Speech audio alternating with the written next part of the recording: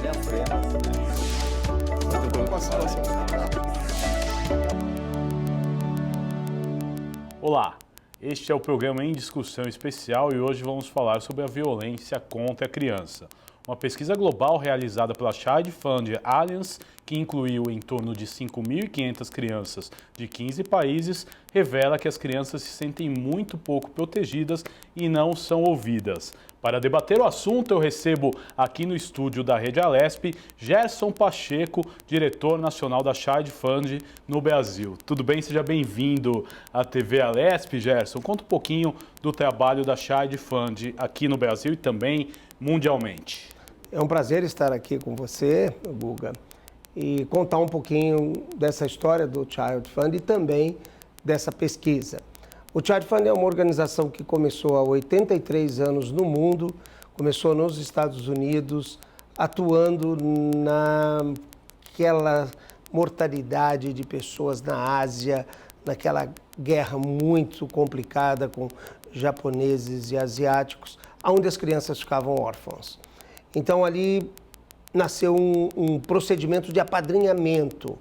Você apadrinha uma criança todo mês e a nossa organização se estrutura para fazer a transformação social sustentável nas regiões de extrema pobreza. Nós operamos em mais de 50 países, como eu disse, há 83 anos. No Brasil, nós chegamos a 53 anos, nossa sede é em Belo Horizonte, e nós viemos no Brasil por conta do Jequitinhonha, que tinha mortalidades infantis iguais ou piores do que as africanas. Então nós ficamos esses 53 anos ali no Jequitinhonha. Já tem 53 anos de história no Brasil. Legal. Sim. E sempre com a extrema pobreza, Guga. Nós saímos do Jequitinhonha, fomos para o Cariri, do Cariri para o sertão nordestino, também temos toda uma atuação nesse mesmo período em Belo Horizonte, região metropolitana e Fortaleza. Hoje nós cuidamos de 40 mil crianças, né? Apadrinhados nós temos 24 mil americanos, 10 mil brasileiros e outros que não são apadrinhados, mas nós cuidamos também, totalizando 40 mil. 40 mil assistidos. Assistidos. Cuidamos da criança de 0 a 6, de 7 a 14, de 15 a 24, da família e da comunidade. Agora, como funciona esse trabalho? Que tipo de trabalho vocês realizam, né, em cada faixa etária? Por exemplo, o senhor citou do 0 aos 6 anos. Qual que é o primeiro trabalho que é feito? É muito importante entender que o mundo tem o que a gente chama de tecnologias sociais. Então, tem tecnologias que são consolidadas. Você pergunta o que é tecnologias sociais? São metodologias de intervenção para essas idades na comunidade e para a família. Então, nós temos ali todo um projeto, vários projetos. Hoje nós temos mais de 100 projetos por ano, né, que contemplam essas faixas todas. Para criança, por exemplo, eu vou comentar com você a Casinha de Cultura, que é um lugar onde a criança vai, ela se completa com a sua criatividade e aonde ela mantém também as suas culturas locais. Então, essas tecnologias como educação social financeira para a criança, todas essas faixas, elas têm realmente uma abordagem de tecnologia social, que são mecanismos, metodologias testadas mundialmente para operar na transformação social. Na verdade, nós chamamos isso de impacto social. Agora, Gerson, conta um pouquinho também do trabalho que vocês fazem para as faixas etárias maiores, por exemplo. Você disse que até 24 anos que vocês realizam o trabalho. Vocês trabalham praticamente até na formação do ser humano realmente completa, praticamente, né? Então, eu fico muito feliz de contar um projeto, né, que a gente tem chamado Rejudes, para todos que têm de 15 a 24, 16 a 24. São 8 mil jovens hoje. Esses 8 mil jovens espalhados em todas essas áreas do Sudeste e do Nordeste, em áreas de extrema pobreza ou já não mais só extrema pobreza. Esses jovens, eles abordam 3 grandes vertentes. Uma é o trabalho com direitos humanos. Como que eu me defendo, como que eu faço com que as leis vigentes sejam implementadas nas suas comunidades. Eles tomam conhecimento disso. Então, eles trabalham com as leis vigentes, eles monitoram junto conosco o desenvolvimento de projetos de lei e eles trabalham também com propostas de leis. São jovens conectados a direitos humanos. A outra vertente que eles trabalham é empreendedorismo. Como que na minha região eu vou fazer o meu negócio, eu vou fazer a minha vida, eu vou transformar a minha comunidade, a minha família, como é que eu sou empreendedor? E isso a gente trabalha de novo com tecnologias mundiais. E terceiro, eles se engajam, eles estão totalmente motivados dentro da Agenda 2030 da ONU, nos seus 17 objetivos, o que eles vão fazer. Agora mesmo, no final desse mês, em Brasília, nos últimos 3 dias do mês, esses 8.000 jovens são representados por 100 jovens que estão indo a Brasília e vão conhecer todos os mecanismos de direitos humanos. Inclusive, no domingo de manhã, eles vão visitar todo o Senado, o Congresso, o Legislativo. Então, esses jovens saem lá do Cariri, saem lá do Vale do Mucuri e eles são, então, empoderados a entender como é que eles lutam. É uma coisa maravilhosa de ver a transformação na vida desses jovens. Mas, resumindo, eles trabalham empreendedorismo, direitos humanos e Agenda 2030. E vocês têm tido sucesso, você falou 8.000 jovens que participam desse programa só aqui no Brasil, né? Tem saído da linha da pobreza, tem se melhor qualificado. E como funciona a assistência para as famílias nesse caso? Então, essas famílias, elas estão lá nas comunidades. Os nossos projetos, os nossos investimentos é para aquela comunidade. E a família, nós entendemos que é a família protetora, é a família cuidadora. Então, a família recebe todo o mecanismo de capacitação, de envolvimento. As mães são animadoras comunitárias, ou seja, voluntárias, fazendo esse trabalho.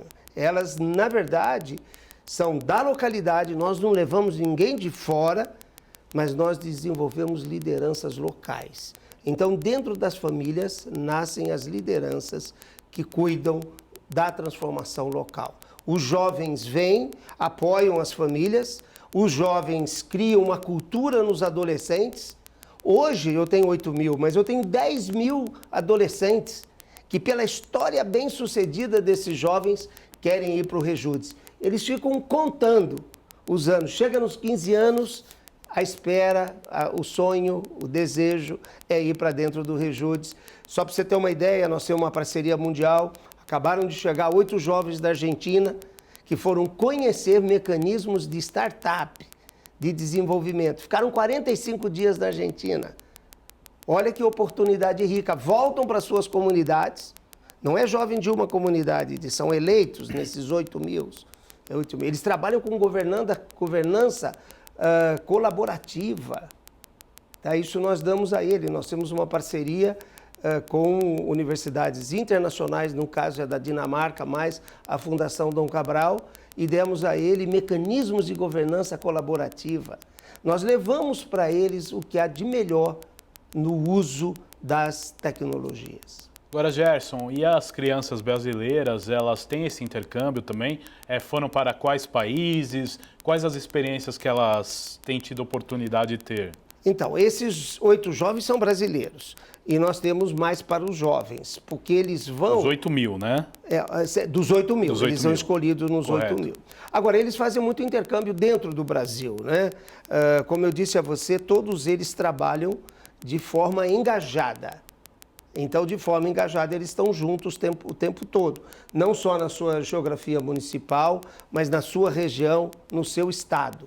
Esse encontro em Brasília dos jovens, ele é nacional, mas eu tenho encontros em Fortaleza, que são regionais, e Belo Horizonte. Agora vamos falar um pouquinho dessa pesquisa que a Fundação realizou. Quais os resultados, quais os apontamentos que vocês tiveram? Entrevistaram 5.500 crianças em todo o mundo, né? Sim, quais verdade. os principais apontamentos? Então, essa pesquisa, como nós trabalhamos com proteção, e como disse a você, a família, inclusive, é o nosso braço, porque a família nós consideramos família cuidadora, família protetora, nós precisamos ouvir as crianças. Uma das respostas das crianças, eu vou falar aqui dos pontos relevantes dessa Claro. pesquisa. 90% dessas crianças, elas não sentem amada e não sentem que tem diálogo com os adultos. Olha que coisa difícil. 90% Tem um dessas erro de base, de formação, né? de formação. Ou seja, elas não são ouvidas, elas não são incluídas, elas não são consideradas. Na verdade, elas não têm voz. Isso nós estamos falando em números mundiais, né? Mundiais. Tá. E no Brasil se repetiu mesmo.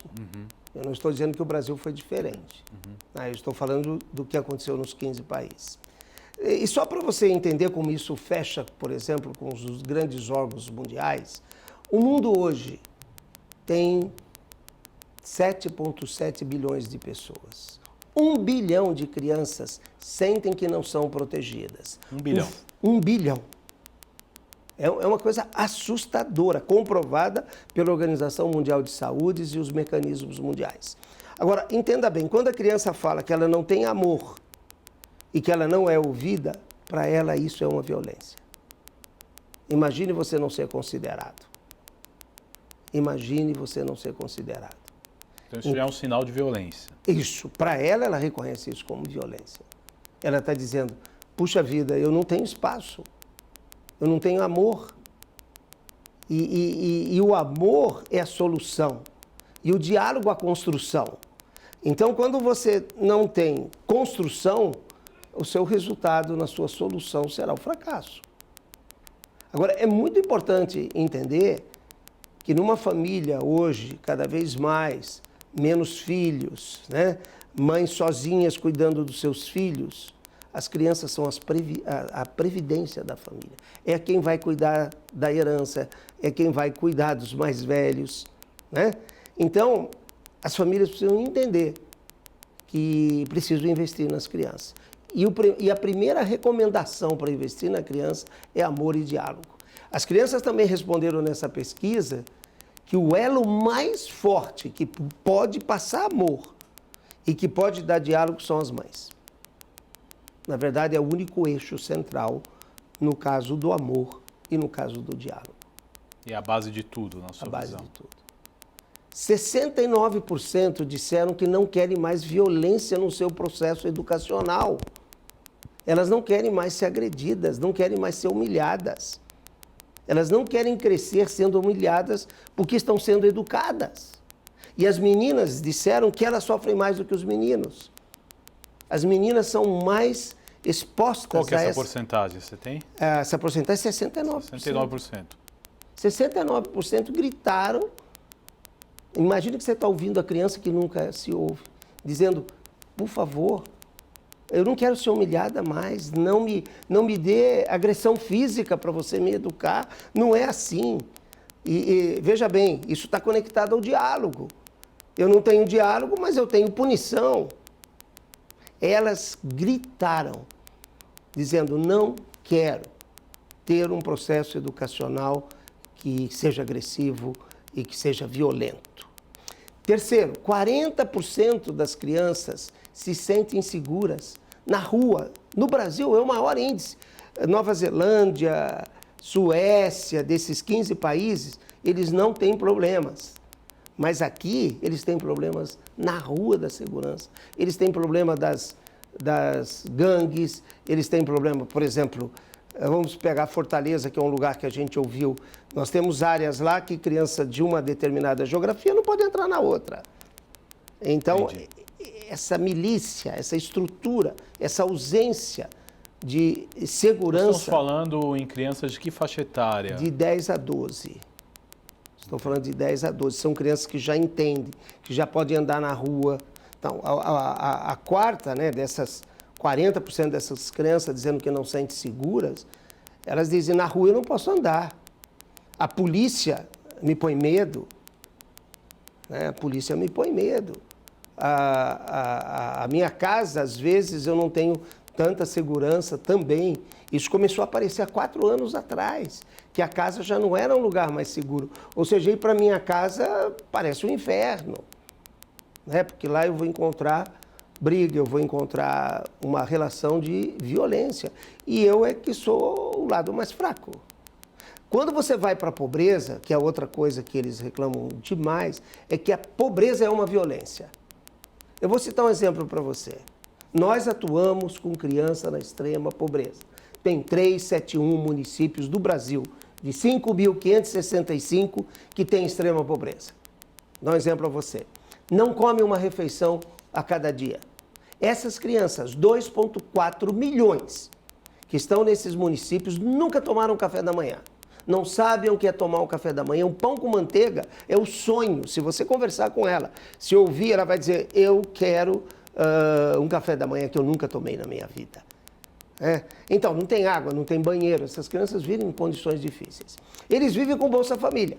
Naquela comunidade, por exemplo, vamos pegar o Maranhão, que tem 214 municípios na extrema pobreza. Vamos pegar o sudoeste piauense. Eles vivem do Bolsa Família. No dia de receber o Bolsa Família... Um dia de festa. Um dia de festa. Vai um motorista até uma loteria buscar o dinheiro. Só que quando o dinheiro chega, ele já tem uma dívida na venda para pagar do mês de todo que o adulto, que o chefe da família ou até a mãe já consumiu em algumas bebidas e são cachaça. Então tem uma dívida para pagar. Na verdade... De itens alcoólicos, por exemplo. No caminho que esse carro foi buscar o recurso, já vinha um caminhão cheio de bebida, porque naquele dia é festa. Então, o dinheiro foi consumido durante o mês, foi consumido naquele dia. O que uma criança dentro de casa pode fazer com essa solução? Aí a criança espera receber ali, comida, alguma coisa, quem sabe a chance de comer uma bolacha, uma carne, alguma coisa assim. Mas o dinheiro foi todo. Então veja a criança como ela é abusada, violentada. Isso não é uma violência? Lógico que é. E dentro desse contexto, eu vou te fazer uma pergunta. Como é que vocês trabalham para mudar esse cenário? Para conscientizar que a família não deve gastar com essas coisas que não são necessárias e, de repente, começar a investir o pouco que tem na formação do filho? Nós ficamos 16 anos numa área. Vem comigo, ouvinte, vem comigo, vamos junto com o Child Fund. Nós estamos no sudoeste piauense agora para cuidar de 8.000 crianças. Nós estamos na Paraíba, nós estamos em Alagoas e Maranhão. Esse é o nosso, hoje, ataque da maior extrema pobreza. Vou dar um dado importante para você entender por que ir lá. A mortalidade infantil de lá é 4 vezes a do sudeste. Então a criança não tem nem chance de viver. Né? E nós deixamos, né, o sudeste, e nós deixamos isso lá meio isolado.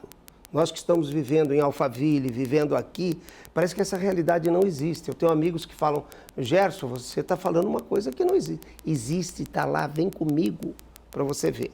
O que nós fazemos? Chegamos, ficamos 16 anos. São 2 anos para lavrar aquela terra, entender o que está acontecendo, começar a identificar crianças. Você pode ajudar, o ouvinte de vocês, com um apadrinhamento por R$ 67,00 por mês. Ou seja, uma pizza. Por mês você ajuda uma criança a sair dessa situação. Aí nós vamos fazer todos os projetos, como eu disse a você, usando as melhores tecnologias sociais do mundo. Por exemplo, tem uma tecnologia social sobre educação social financeira. Ela opera em 100 países há mais de 30 anos. Chama-se Aflatun, está lá na Holanda. Nós vamos, então, ensinar a eles educação social financeira. Nós vamos dar a eles segurança alimentar. Por exemplo, nós chegamos numa casa que a criança não come há 2 dias, nós somos capazes de fazer, em menos de 2 semanas, um galinheiro todo acimentado, com tela. Eles fazem naquele buriti, naquele material de telha que eles... Telha não, é uma cobertura, né, com aquele material vegetal. E nós damos 20 pintinhos para aquela casa. Daqui a pouco aquela casa tem ovo. Tem crianças que chegam a comer 9 ovos por dia. Hoje, por exemplo, em Santa Luz, no Piauí, nós já temos 1.000 crianças, 750 famílias, que agora já começam a vender frango assado no fim de semana na estrada, que já estão fazendo frangos desfiados para poder fazer sopa e vender para grandes centros. E na sua casa, o lugarzinho do ovo. Falta mais comida também. E 150 casas custam 30 mil reais para a gente fazer essa infraestrutura. Olha que coisa simples, galinha. 15 pintinhos doados pelo Child Fund, construído um galinheiro no final da casa. Agora, isso eu estou dando um exemplo a você. Isso chama-se segurança alimentar e segurança hídrica. Então, nesses 16 anos, nós temos que ir lá fazer um poço. Agora nós já estamos fazendo poço com energia solar. Quer dizer, a tecnologia aliada. Sempre. Aliada na transformação social. Então, daqui a 16 anos, até menos, essas pessoas transformaram suas vidas. A área educacional, a área de saúde, a área do lazer, eles pedem muito lazer, sabe? Eles pedem essa complementação do ensino. O Child Fund não faz o que o governo faz, mas eu trabalho em parceria com o governo e complemento tudo que tem que ser feito. Agora, Gerson, é importante a gente salientar esse projeto e a forma de viabilizar ele através das pessoas adotando uma criança, existe ajuda da iniciativa privada, existe ajuda governamental, como funciona? E nós temos de tudo. Nós temos, primeiro, 85% são pessoas apadrinhando uma criança. Sabe por quê? Eles correspondem com uma cartinha. Não tem melhor auditoria. É você saber que esse dinheiro chegou lá porque você corresponde. Você acompanha essa criança até os 24 anos. Se você chegar lá agora, entrar no site www.apadrinhamento.org.br, apadrinhar uma criança no Piauí, apadrinhar no Jequitinhonha, você vai acompanhar a vida dela. Ela vai ter na casa dela fotografia sua, Guga. Lá no Cariri, onde o padre Cícero reina, as casas têm a foto do padre Cícero e a foto da madrinha ou do padrinho. Você vai acompanhar, você vai orientar, você vai deixar um legado de transformação. Eu tenho crianças apadrinhadas, imagine, depois de 53 anos, com mais de 100 mil crianças por ano. Hoje nós temos 40, mas chegamos a ter mais de 100 mil. Essas crianças lembram até hoje o nome do padrinho, andam com o nome do padrinho na carteira, porque diz, eu sou alguém porque esse padrinho cuidou de mim. E aquela mulher lá no Cariri diz, eu tenho um santo Padre Cícero, mas aqui na terra eu tenho um anjo, que é o meu padrinho. E olha que legado que essa pessoa vai deixar podendo fazer isso. Olha que legado, Guga. Então, essa é a transformação. O Brasil vive hoje dois momentos, são cânceres para a nossa sociedade. São dois. A gestão, que o povo brasileiro agora cada vez mais luta para que a gente tenha uma gestão transparente, com governança, e o outro a desigualdade social. E a desigualdade social, Guga, é esse Sudeste, não se esconder mais dessa realidade. E venha com o Child Fund ou outras organizações humanitárias como a nossa, que fazem essa transformação. Mas não se esconda dessa realidade, porque ali tem um grande trabalho a ser feito. Agora, o que na sua visão, você com essa experiência em campo, o que a gente pode fazer para acabar com a violência contra as crianças? Quais as medidas que o país tem que tomar em termos de política pública e a própria sociedade na conscientização também? Então, eu não falei do quarto item. Sim, importante. Da pesquisa eu vou falar. E é nesse ambiente que nós estamos aqui. Exato. Nesse ambiente aqui. Que as políticas públicas, o poder público... 18% das crianças dizem que os políticos não as ouvem. 18% das crianças dizem, a gente tem esperança neles, mas eles não correspondem. 18% dizem, o político pode fazer e não faz. Isso está lá. Agora, não é só no Brasil, eu tenho que relatar. É mais de 80% dos países. Eu não quero aqui, vamos ser honestos, a pesquisa. Claro. Isso aconteceu dos 15 países em 80% dos países. Ou seja, essa crítica não é só ao político brasileiro. Mas veja bem que a sociedade de 7,7 bilhões não pode mais deixar 1 bilhão de crianças. E os políticos são uma esperança para essas crianças. Então, o que nós precisamos fazer? Em primeiro lugar, vamos pegar o Brasil? Nós temos um ECA maduro, adulto. Nós precisamos exigir que esses mecanismos que nós temos, já de leis que funcionam, que todo mundo assegure que elas estejam implantadas. Essa é a primeira coisa. Nós precisamos lutar por novos projetos de leis que, na verdade, protejam a criança, por exemplo, nesse processo abusivo de educação dela. Esse processo de não ouvir a criança, né? De não reservar tempo. Eu entendo a vida corrida de uma família dos dias de hoje, mas você tem menos filhos e você precisa reservar um espaço na sua agenda profissional, na sua agenda social e nos seus diversos, suas mídias digitais, o seu smartphone, para que a criança faça parte dessa... Você é a família que constrói. E a família tem que ter uma consciência. Aquela criança é a minha previdência. É nela que eu vou deixar a minha herança, é nela que vai ficar o meu nome, é nela que vai ficar o meu legado. Eu acho que essa é a consciência. Família não pode negligenciar cuidado para com criança. Porque senão nós não vamos ter um mundo melhor. Senão as famílias não vão ter um futuro de paz e prosperidade, Guga. Você quer uma família com paz e prosperidade? Invista nos seus filhos. Então eu acho que a gente precisa fazer uma cruzada. A gente precisa entender que criança é proteção pura. Político precisa entender que precisa ouvir e que tem que debater sobre as crianças no que precisa entregar a elas.